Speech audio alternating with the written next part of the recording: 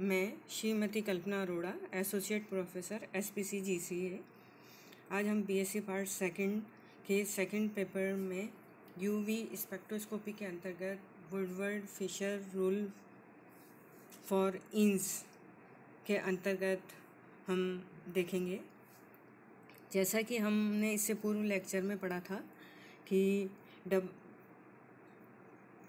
Unconjugated इंस से जब हम कॉन्जुगेटेड डाइंस की तरफ बढ़ते हैं तो लैम्डा मैक्सिमम के मान में वृद्धि होती है।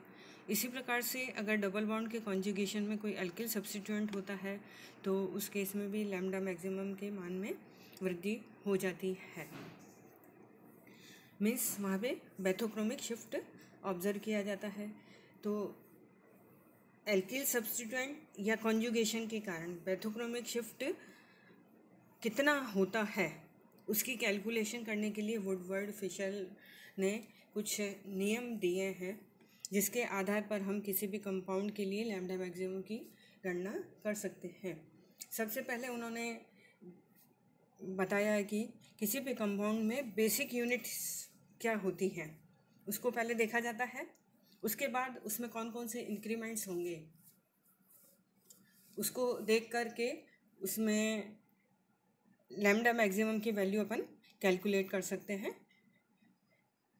तो ऐसे कौन कौन से डबल बॉन्ड हैं जो कॉन्जुगेशन में हो।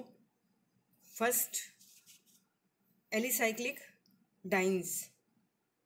मीन्स डाइंस हैं जो ओपन चेन में है, जिसकी बेसिक यूनिट होगी कॉन्जुगेटेड डाइन की बेसिक यूनिट होगी 1,3-ब्यूटाडाइन, जिसके लिए लैम्डा मैक्सिमम की वैल्यू होती है 217 nm पर प्राप्त होती है। इसी प्रकार से एसाइक्लिक ट्राईइन, वो भी ओपन चैन स्ट्रक्चर है परंतु 3 डबल बॉन्ड जो है वो कॉन्जुगेशन में है, तो उसका मान जो है वो 245 nm पर प्राप्त होता है। ओपन चेन में ही अगर डबल बॉन्ड बढ़ते जाते हैं जिसमें 5 या 5 से अधिक डबल बॉन्ड कॉन्जुगेशन में होते हैं तो उस केस में उसके एब्जॉर्प्शन पीक या लैम्डा मैक्सिमम जो है वो 400 nm के आसपास या उससे अधिक पर प्राप्त होती है, जिसमें हम कह सकते हैं कि वो विजिबल रीजन में होगा। तो कॉन्जुगेटेड पॉलिन्स जो होंगे, सिस्टम जो होगा वो कलर्ड हमको दिखाई देगा। नेक्स्ट, बेसिक यूनिट जो होगी वो साइक्लिक कंपाउंड में हो सकती है।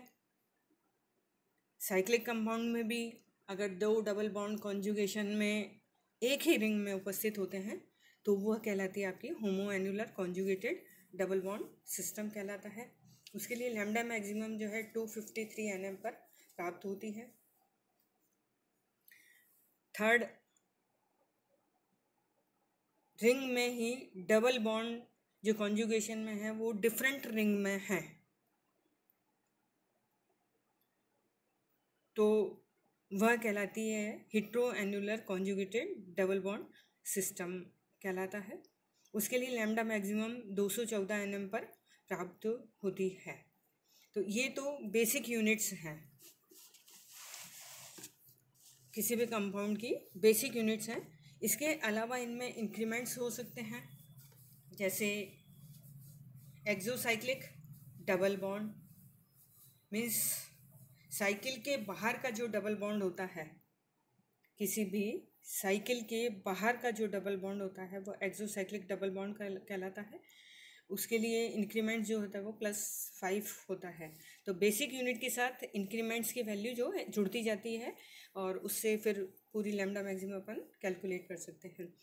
तो इंक्रीमेंट्स के अंतर्गत फर्स्ट पॉइंट है आपका exocyclic double bond. Means ring के बाहर का जो डबल बॉन्ड होता है वह एक्सोसाइक्लिक डबल बॉन्ड कहलाता है। रिंग रेसिड्यू और एल्किल सब्स्टिट्यूएंट। रिंग रेसिड्यू से मतलब है डबल बॉन्ड के साथ अटैच्ड जो वैलेंसी है वो फर्दर कॉन्जुगेशन में न हो, वो वैलेंसी कहलाती है, वह पार्ट कहलाता है ring residue. Alkyl substituent means double bond के साथ अटैच्ड वैलेंसी जो बाहर की तरफ हो, एल डबल बॉन्ड से अटैच्ड बाहर की तरफ जो एल्किल सब्स्टिट्यूएंट होता है, कोई भी सब्स्टिट्यूएंट हो सकता है, वो एल्किल सब्स्टिट्यूएंट कहलाता है। उसके लिए प्रत्येक के लिए 5 nm की वृद्धि होती है। इसी प्रकार डबल बॉन्ड एक्सटेंडिंग कॉन्जुगेशन, जो बेसिक यूनिट में डबल बॉन्ड जो कॉन्जुगेशन में है, उसी के साथ अगर एक डबल बॉन्ड और कॉन्जुगेशन में आ जाता है तो 1, 2 जितने भी हो सकते हैं, जितने डबल बॉन्ड कॉन्जुगेशन में होंगे उसके लिए +30 जुड़ता जाएगा। तो इस प्रकार से इसके अतिरिक्त उनमें ऑक्सोक्रोम भी हो सकते हैं। OR ग्रुप हो तो +6 का इंक्रीमेंट होगा, SR ग्रुप हो तो +30 nm का इंक्रीमेंट होगा, क्लोरो या ब्रोमो ग्रुप हो तो +5 nm का सब्स्टिट्यूशन एडिशन होगा, NR2 ग्रुप हो तो +60 nm का एडिशन होता है। OCO-CH3 और सॉल्वेंट करेक्शन अगर हो तो उसके लिए कोई इंक्रीमेंट की वैल्यू नहीं होती है।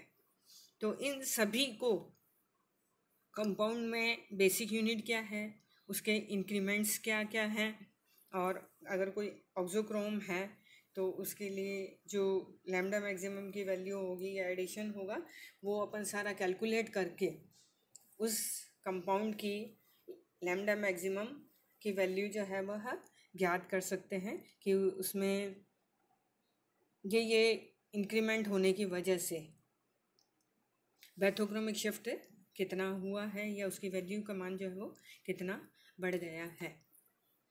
फर्स्ट इसमें एग्जांपल लेते हैं एलिसाइक्लिक डाइन्स के अंतर्गत कॉन्जुगेटेड डाइन्स 1,3-ब्यूटाडाइन के अंतर्गत हम देखते हैं। 1,3-ब्यूटाडाइन ओपन चेन स्ट्रक्चर है। इसके 2 और 3 पोजीशन पर अगर मैथिल ग्रुप लगा दिया जाता है, मीन्स 2,3-डाइमेथिल 1,3-ब्यूटाडाइन्स के लिए अगर अपन कैलकुलेशन करते हैं तो इसकी बेसिक यूनिट है 1,3-ब्यूटाडाइन 217। 2 एल्किल सब्स्टिट्यूएंट है तो 2 × 5 = 10, मीन्स 227 nm इस कंपाउंड के लिए लैम्डा मैक्सिमम जो है वो कैलकुलेशन के द्वारा प्राप्त होती है। ऑब्जर्व वैल्यू जो है वो 226 nm के पर प्राप्त होती है। तो ये दोनों मान एक दूसरे के काफ़ी निकट होते हैं। तो इस प्रकार से हम किसी भी कंपाउंड के लिए जो ओपन चैन स्ट्रक्चर है उसके लिए, जैसे हमने एग्जांपल देखा 2,3-डाइमेथाइल 1,3-ब्यूटाडाइन में, तो लैम्डा मैक्सिमम की कैलकुलेशन कर सकते हैं। इसी प्रकार से साइक्लिक स्ट्रक्चर में भी हम लैम्डा मैक्सिमम की कैलकुलेशन कर सकते हैं। एक स्ट्रक्चर जो कि नोट्स में दिखाई गई है, जिसमें हम देखते हैं रिंग 3 है, परंतु एक रिंग ऐसी है जिसमें 2 डबल बॉन्ड जो है वो कॉन्जुगेशन में हैं। तो इसकी बेसिक यूनिट जो होगी वो होमो एनुलर कॉन्जुगेटेड डाइन होगी, जिसका मान लैम्डा मैक्सिमम जो है वो 253 होता है। इसके अतिरिक्त हम देखते हैं इसमें 4 रिंग रेसिड्यू हैं, तो +20 nm। एक एक्सोसाइक्लिक डबल बॉन्ड है, एक नहीं 2 हैं, 2 एक्सोसाइक्लिक डबल बॉन्ड हैं, तो 10 + 10 nm। डबल बॉन्ड का कॉन्जुगेशन एक बढ़ रहा है, होमोएनुलर कॉन्जुगेटेड डाइन से एक एक्स्ट्रा डबल बॉन्ड जो है वह कॉन्जुगेशन में है, तो एक डबल बॉन्ड एक्सटेंडिंग कॉन्जुगेशन है, तो +30 nm उसमें ऐड हो जाएगा। तो इस प्रकार से कुल मिला के हम देखते हैं कि 313 nm इसके लिए लैम्डा मैक्सिमम की वैल्यू हो जाएगी इस कंपाउंड के लिए, जो कि ऑब्जर्व्ड वैल्यू 314 के पर प्राप्त होती है। तो ये कैलकुलेशन और ऑब्जर्व्ड वैल्यू लगभग निकट है। तो इस प्रकार से हमने देखा कि जो साइक्लिक कंपाउंड्स हैं उनमें लैम्डा मैक्सिमम की कैलकुलेशन इस प्रकार से हम कर सकते हैं।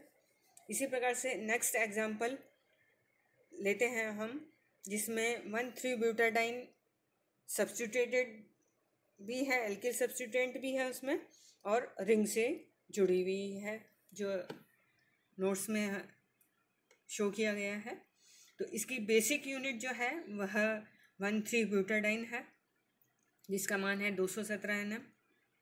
2 एल्किल सब्स्टिट्यूएंट है और 2 रिंग रेसिड्यू हैं, तो कुल मिला के 20 nm की वृद्धि हो गई। 2 एल्किल और 2 रिंग रेसिड्यू प्लस 20। एक एक्सोसाइक्लिक डबल बॉन्ड है, मीन्स प्लस 5 nm होगा उसका मान। तो इस प्रकार से टोटल लैम्डा मैक्सिमम जो अपने को प्राप्त हुई वो 242 nm पर प्राप्त होती है, और ऑब्जर्व्ड वैल्यू भी 240 nm ही प्राप्त है। तो इस प्रकार से हम ओपन चेन 1,3-ब्यूटाडाइन और साइक्लिक कंपाउंड्स में हमने एग्जांपल लेके देखा कि लैम्डा मैक्सिमम की कैलकुलेशन कैसे की जा सकती है। इसी प्रकार से अगर कंपाउंड जो है वह आइसोमरिक कंपाउंड हो तो उसके लिए भी लैम्डा मैक्सिमम की कैलकुलेशन हम कर सकते हैं। आइसोमरिक स्ट्रक्चर लिखेंगे, उसमें बेसिक यूनिट क्या है और कौन कौन से उसमें इंक्रीमेंट होंगे, तो उसकी कैलकुलेशन करके हम ज्ञात कर सकते हैं कि कौन सी स्ट्रक्चर के लिए लैम्डा मैक्सिमम का मान कितना प्राप्त होगा। Thank you.